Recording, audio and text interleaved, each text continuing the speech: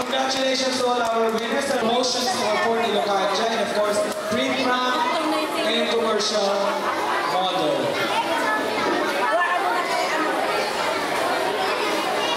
Tahimik po tayo para marinig natin ang judges natin. Ay ang ating results. Sir Jay, pa-double check.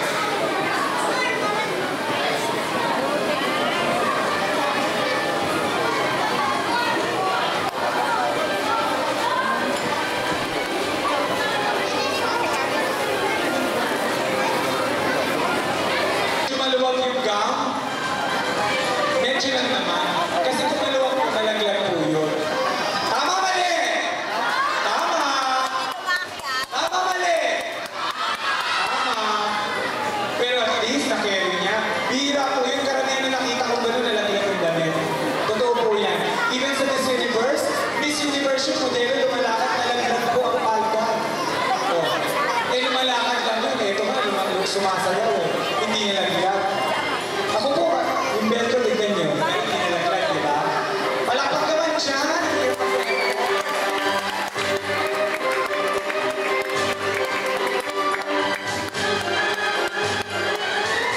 Pag hindi kayo pumalakpak, hindi ko tatapusin to. Ano oras ang last trip pa Manila? Grabe? Marunong ba kayo pumalakpak? Yan. Salamat.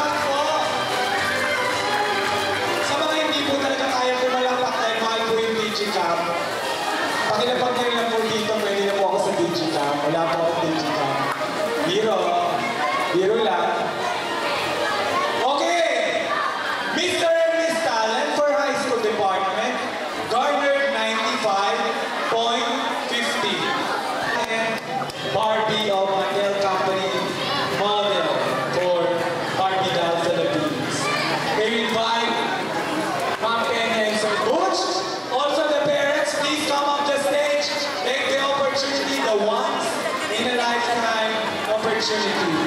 Akyat na po tayo, wag po tayo mahiya. Libre po yan. Night mode, check the battery.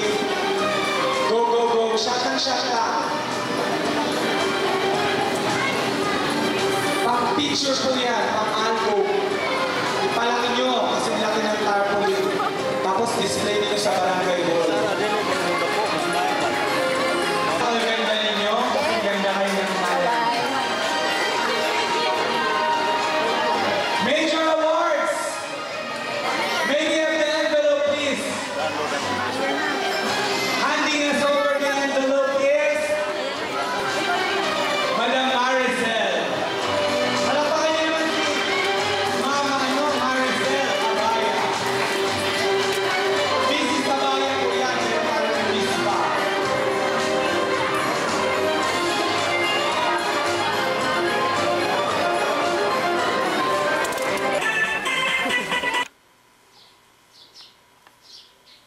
Ayan ang trophy ni Dada.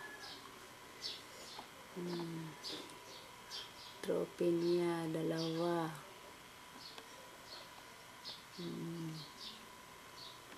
Ito, Miss Payne.